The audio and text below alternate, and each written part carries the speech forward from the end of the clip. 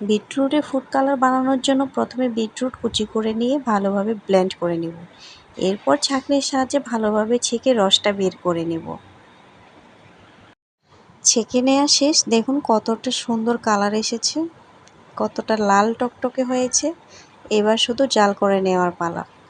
চুলার আঁচ লো মিডিয়ামে রেখে জাল করতে থাকবো। এবার এখানে দিয়ে দিলাম ভিনেগার আর দিয়ে দিলাম ভ্যানিলা এসেন্স। খানিকটা সময় জাল করে নেওয়ার পর এর মধ্যে আমি আরেকটা উপকরণ মিক্সড করব, সেটা হচ্ছে সামান্য পরিমাণ চিনি। আর কিছুটা সময় আমি এভাবেই জাল করতে থাকবো। জাল করে নেওয়া শেষ। ফ্রুট কালার কিন্তু একেবারেই রেডি। একটু ঠান্ডা করে নেওয়ার পর আমি বাটিতে ঢেলে নেব।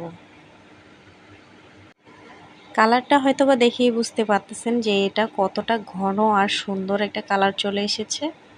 তারপরও আমি ঘনত্বটা টেস্ট করার জন্য আঙ্গুল দিয়ে আপনাদেরকে দেখিয়ে দিচ্ছি।